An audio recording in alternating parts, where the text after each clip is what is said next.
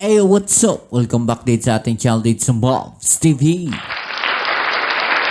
Alright, sa tanong babalik ulit mga kababayan at yan ay pag-uusapan natin, no? Ito pong China, mga kababayan, ay sinisisi pa ang Pilipinas sa nangyaring banggaan, no, ng barko diyan po sa West Philippine Sea, no? Diyan po sa Ayungin Shoal, mga kababayan, no? Matapos nga pong maputulan ng daliri, no? Ito pong isang sundalo, no? Nitong Philippine Coast Guard o Philippine Navy, no? Mga kababayan, sinisisi pa ngayon ng China ang Pilipinas, no? Grabe. No, kitang-kita naman sa video, no, na sila yung gumawa ng hindi maganda diyan po sa West Philippine Sea, no, at sila yung talagang sumugod, no, at talaga naman nilapitan nila itong BRP Sierra Madre. Alamin natin itong mga balita na to, mga babayan, na ating yung pag-usapan. Pero syempre, bago ang lahat, please don't forget to subscribe at pakilike na rin po ang ating video ngayon. Maraming salamat po sa inyong suporta at huwag na natin patagalin, umpisahan na natin to. Let's go! Ang pinakabagong pangyayari sa serye ng tensyon sa West Philippine Sea ay nauwi sa hindi inaasahang engkwentro sa posibleng maging indikasyon patungkol sa estado ng ating katubigan. Oo, no, dahil napaka seryoso po, mga babayan, yung ginawa na yan ng China dyan po sa mga tropa natin sa Ayungin Shoal, dyan sa BRP Sierra Madre at dun sa mga tropa natin na naghatid po ng resupply mission. No, napakadelikado po niyan at posible talagang magkaroon ng isang malaking problema po diyan, no? Iniulat kasi ng China Coast Guard na Ayan, no, kitang-kita natin, mga babayan, yung palakol, no, na itinaas na itong China Coast Guard. No, doon po sa mga tropa natin na nandiyan po sa RIB, no? Doon pa sa inflatable boat po, no, ng Philippine Coast Guard. Talaga namang makikita natin may mga armas sila. No, ayan, no, palakol, mga kababayan, yung kanilang itinataas. banggaan ang barko ng Pilipinas sa China sa Ayungin Shoal. Actually, no, pasensya na, no. Actually, mga kababayan, habang pinapanood ko yung video na to, no, yung nangyari na to, no, talaga namang nanggigigil po ako doon sa ginawa na to ng China Coast Guard, no. Hindi po biro yan, no, dahil baka biglang mag-react itong ating mga kasundaluhan, no, hindi makapagpigil sa kanila. No, baka pagbabarilin sila ng mga sundalo natin. Buti na lang may order tong ating Pangulong Bongbong Marcos na huwag tayong gagawa ng mga ganong bagay. Pero may nasaktan na kasi, no, dun sa tropa natin. No, may naputulan po ng daliri, mga kababayan. Kaya ng mga napakaseryoso po ng mga bagay na to. Sa inilabas na statement ng CCG, binaliwala umano ng resupply ship ng Pilipinas ang maraming beses na babala mula sa panig ng China. Inakusahan din ito ang barko ng Philippine Coast Guard na umano'y lumapit sa isang mapanganib na paraan na nagresulta naman sa banggaan. Pinaratangan din. So tayo pa, mga kababayan, yung sinasabi nilang lumapit kaya nagkabanggaan. Samantalang kitang-kita po, no, dun sa kanilang mga video, no, na in-upload.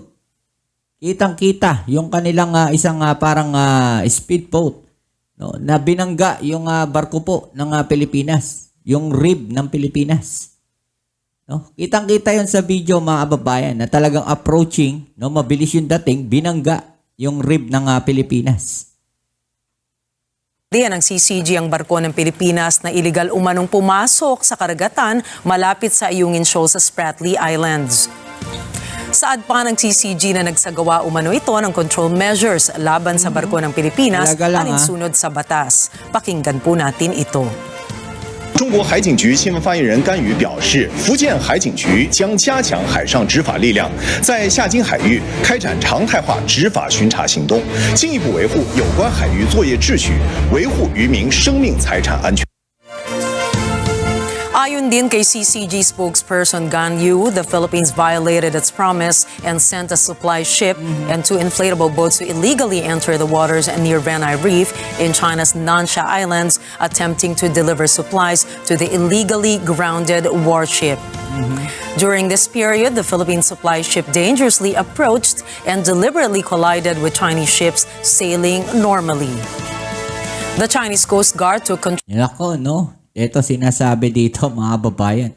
During this period, no, the Philippine supply ship dangerously approached, no, and deliberately collided with Chinese ships sailing normally. Normally ba yun? Kayo yung lumapit, mga kababayan, no? Yung barko nila ang lumapit doon po sa BRP Sierra Madre. No? Yung barko nila ang bumangga doon po sa mga inflatable boat ng Coast Guard. No? So, asan yung deliberately collided with Chinese ships? Samantalang sa mga video, kitang-kita, sila yung bumangga. No? Sila yung bumangga. At sinisisi nila yung Pilipinas at binabaliktad na naman nila yung kwento. Yan po yung kanilang ginagawa, mga kababayan, no? Na yung mga ginagawa nilang ganyan, no? Na illegal. Okay? So, naglalabas sila ng mga disinformation. Binabaliktad nila yung kwento, mga kababayan. Okay? So, imbis na sila yung bumangga, no? Sa katotohanan sila yung bumangga, ang gagawin nila, babaliktarin nila yung kwento. No? Sasabihin nila dito, mga babayan, na yung mga barko po nila ay nagsisail ng normally. Tapos binangga, no? Ang barko ng Pilipinas. 'Di ba? Kitang-kita yung kasinungalingan dito ng China. Normally. The Chinese Coast Guard took control measures such as warning and interception, boarding and inspection, and forced expulsion against Philippine ships in accordance with the law. The handling was reasonable, legal, professional, and standardized. We once again warn the Philippines, any form of infringement and provocation is futile. The Chinese Coast Guard is on full alert and ready to resolutely safeguard the country's territorial sovereignty and maritime rights and interests. Eto, mga babayan, no? Nagbabala sila sa Pilipinas. No? We once again warn the Philippines, any form of infringement and provocation is futile. No? Sinasabi nila dito, mga babayan, na yung kahit anong pagpasok po, no, diyan sa karagatan nila, no, maituturing na provocation na po para sa kanila, at naka full alert daw po ang Chinese Coast Guard, no, and ready to resolutely safeguard the country's territorial. Talagang inangkin na po nila, mga kababayan, yung pong West Philippine Sea, maritime rights and interests. Grabe, no? Ngayon, himayin po natin ang naging pahayag ni Gan Yu. Sa unang bahagi ng pahayag ay sinasabi niyang nilabag daw ng Pilipinas ang pangako nito na magpadala ng resupply mission papunta sa ating illegally grounded warship. Ang pangakong tinutukoy ng China ay ang umanong New Handshake Agreement o New Deal, samantalang hindi pa nailalabas ang lehitimong audio clip nito na posibleng nakuha lang naman ng China sa paglabag nito sa anti-wire tapping law. Pangalawang bahagi naman po tayo. During this period, the Philippines supply ship dangerously approached and deliberately collided with Chinese ships sailing normally.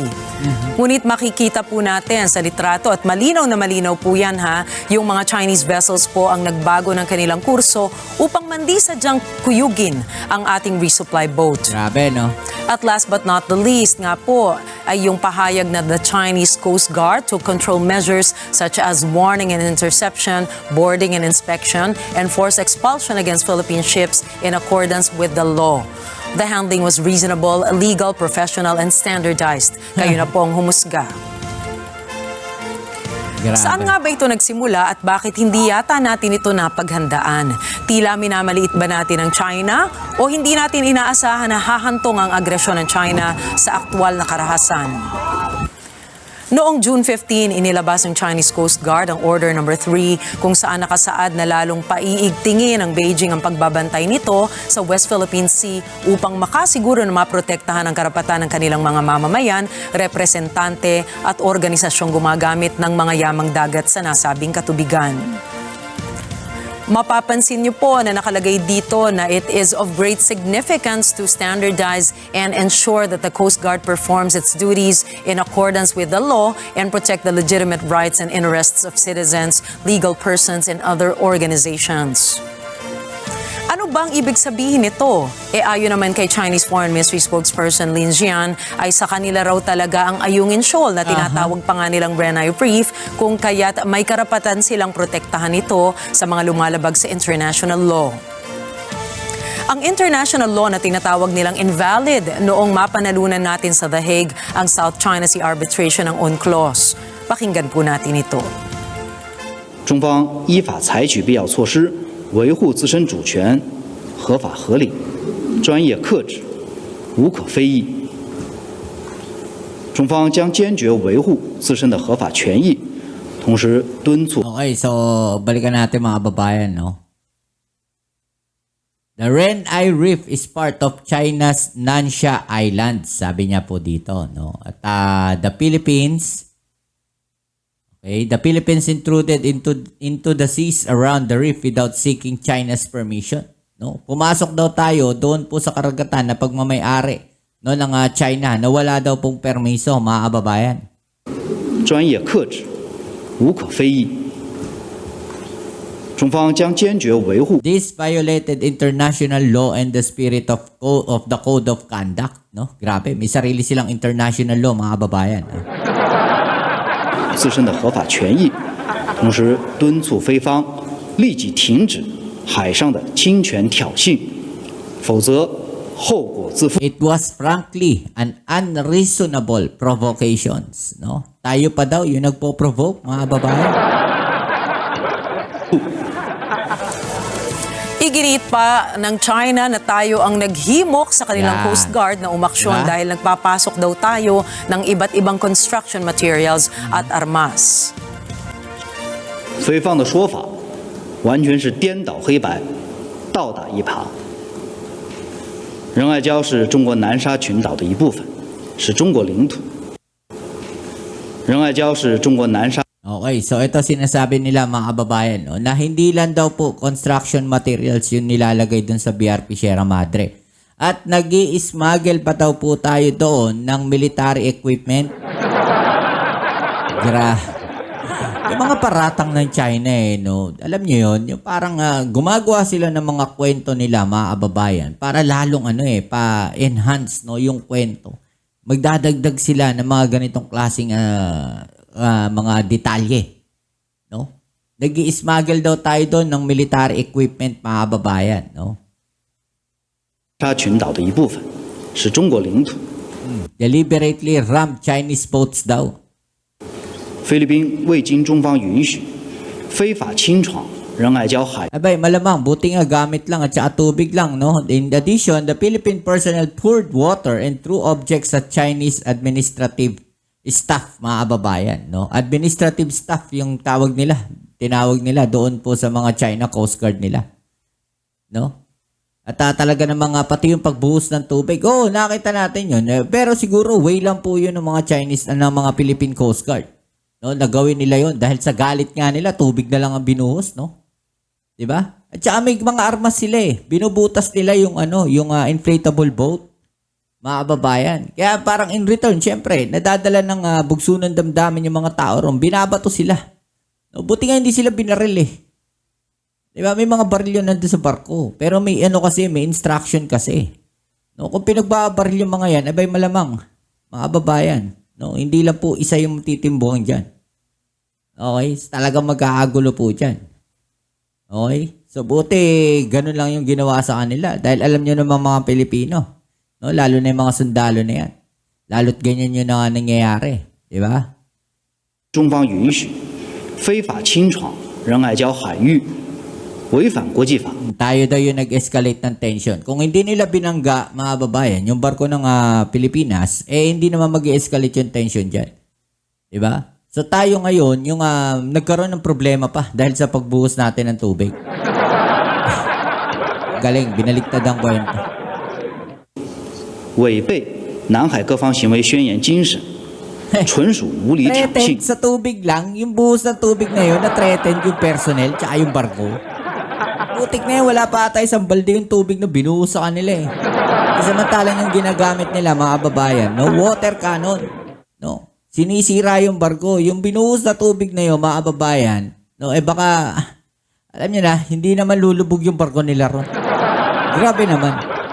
No, grabe sila maagawa ng kwento, no? Threatened, no? Yung safety, no? Seriously threatened, no? Seryosong na threatened, no? Yung kaligtasan ng Chinese personnel and ships nila. Grabe. Baka pag binuhusan ng tubig, magkakasakit, no? Baka hindi sanay na maligo itong mga to. To give some clarification on the last briefing that was held. Ayon kay Philippine Coast Guard o PCG Commodore J. Tariela, ang pakay ng AFP noong nakaraang linggo ay magsagawa ng resupply mission para sa mga sundalong nakahimpil sa BRP Sierra Madre. Sinabi ni Tariela na ang intensyon ng People's Republic of China ay pigilan lamang ang resupply operation na maging matagumpay at hindi upang himukin ang ating mga sundalo na gumanti. And bolos, no? And from the videos that were released, makita naman natin itong mga dala-dala nila na to, hindi ito ginamit para saktan ng ating sundalo. Ginamit lang to para butasin ang rib ng ating sundalo, and then for them to be prevented, no, in carrying out Ano ba? Natatakot ba? Ha? Natatakot ba? Philippine Coast Guard. Kitang-kita itinutok mga kababayan yung palakol. No? Pero nakakagigil, no? Pero kung titignan natin, no? Na yung ginawa naman natin, hindi tayo ang nag-provoke. Pinapakita lang naman natin, no? Talaga, na yung ginagawa po ng China dyan sa West Philippines Sea, sumosobra na. No? Lalo na itong ganitong ginagawa ng China, no? Na nanunutok ng palakol. No? Grabe mga kababayan, no? successful supply operation. Habang kinundena naman ni Philippine Navy spokesperson Commodore Roy Vincent Trinidad ang aksyon ng CCG na umabot pa sa pagtawag niya dito bilang mga barbarians. Yung ginagawa nila, pamingirata, pambabastos, barbaric. I call them a band of barbarians. And in the first place, they have no right to wear the uniform. Coast Guardsmen are supposed to be responsible for safety of life at sea. Their actions endanger life at sea. It does not speak well of a country that wants to be a global power. Muling pinagtibay naman ng Estados Unidos ang Article 4 ng 1951 US-Philippines Mutual Defense Treaty kung sakaling humantong ang girian sa pag-atake sa mga tauhan ng militar ng Pilipinas.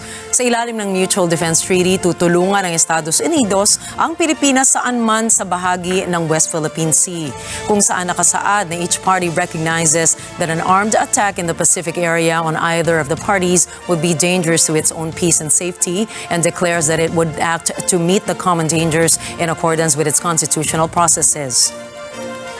Noong nakaraang Biyernes naman ay nagpulang ang National Maritime Council o NMC at inanunsyo nito na kanilang inirekomenda kay Pangulong Ferdinand Marcos Jr. ang isang polisiya na isa publiko ang pagsasagawa ng rotation at re-provision mission sa BRP Sierra Madre at napanatilihan ng routinary at regular ang schedule na ito. Binigyan diin naman ng National Task Force West Philippine Sea na hindi naghahanap ng armadong pananalakay ang Pilipinas bunsod ng pinakahuling insidente sa Ayungin Shoal sa West Philippine Sea.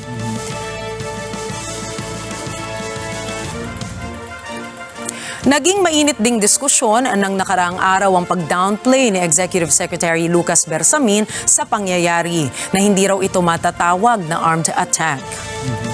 Sir, last na po on my part. Does the Philippine government consider this as an armed attack po? No. Well, you know, this was probably a misunderstanding or an accident. We are not yet ready to classify this as an armed attack. I don't know kung yung mga nakita namin is mga bolo, axe, nothing beyond that. Kung ibabase sa legal definition ng armed attack, masasabi ngang hindi pa ito matatawag na isang armed attack. Ngunit ang dating ng kanyang sagot ay nagbigay ng ibang implikasyon. Base sa Citizens Charter, ito ang legal definition ng isang armed attack. An armed attack constitutes a force which is used in a large scale and with essential effect. However, a clear list of conditions according to which the scale and effect of such use of force should be recognized as essential. Tiniyak ni Pangulong Ferdinand Marcos Jr. na kailanman ay hindi magpapasupil at magpapaapi ang Pilipinas kanino man. Binigyan diin din ng Presidente na ang pagtatanggol sa bansang Pilipinas ay dapat manatiling totoo sa pagresolba sa issue ng mapayapa. Ipinunto pa ng Pangulong Marcos, hindi gagawa ng anumang hakbang ang Pilipinas na magre-resulta sa pag-uudyok ng digmaan at makapanakit ng kapwa. Hindi tayo magpapasupil at magpapaapi kahit na kanino man. Today, as your Commander-in-Chief, I have never been prouder of the brave women, men, and not just the Western Command, but the entire armed forces as I am today. I salute the 80 officers and troops who sailed the waters and exercised the greatest restraint amidst intense provocation. You demonstrated to the world that the Filipino spirit is one that is brave, determined, and yet is compassionate. I reassure you that you have the entire nation behind you, praying for your safety, praying for your success. The Filipino people is grateful for your dedicated service and to the families that support you. Let me, of course, mention Seaman First Class Underwater Operator Jeffrey Facundo, who was harmed and was injured in the recent incident.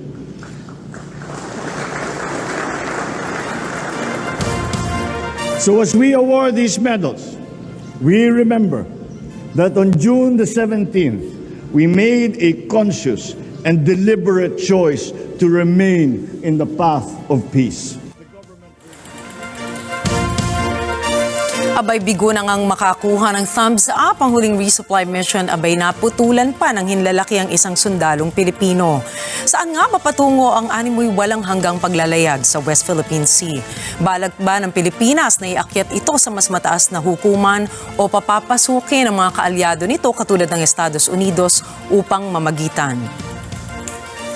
Only time will tell, ngunit habang hinahayaan ng Pilipinas na mag-astang siga ang China sa sariling bakuran nito, baka hindi na lang mamalaya ng Pilipinas na unti-unti na palang naaangkin ng China ang ating katubigan pati na ang mga yaman nito.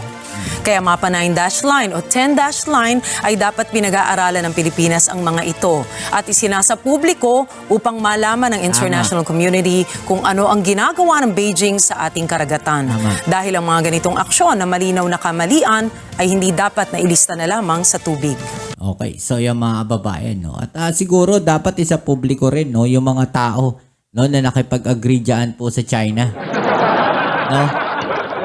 Pati yung mga agreement nila, isa publiko rin. Diba? Para malaman natin kung sino talaga mga dapat sisihin dyan. Diba? Yan po yung epekto, mga babayan, nung pakikipag-usap nila sa China nun. No, yan yung nangyayari. No, yan yung naging epekto ngayon. No? So ngayon, wala na sila, wala na magagawa. Diba? Yung mga nakaraang administrasyon na nakipag-usap dyan sa China, no, na nakipag-agreement sa China, no, ngayon, wala na. Wala na sila eh. So wala na rin sila magagawa. Pero ito yung naging epekto nakita natin. No? Nakita natin yung naging epekto ng mga pakikipag-usap nila sa China. At nananatiling tikom yung bibig ng mga supporters nila. Okay? Hahanapan nila ng butas ngayon yung Pangulong Bongbong Marcos at sasabihin nilang duwag. Okay, so pinoprotektahan lang po ng ating Pangulong Bongbong Marcos yung kapakanan ng ating bansa. Pero sana ganun din yung ginawa nila noon, no? Yung soberanya natin pinoprotektahan ng ating Pangulong Bongbong Marcos, yung karapatan natin dyan sa West Philippine Sea na hindi nila ginawa dati. Okay, so yan muli. Maraming salamat sa lahat ng mga patuloy na kasuporta dito sa ating channel. At kung bago ka pa lang, please don't forget to subscribe, like, share, at comment sa comment section. Kita tayo sa ating next video upload. Ito muli ang inyong Kuya Mobs dito sa Mobs TV. Peace. I'm out.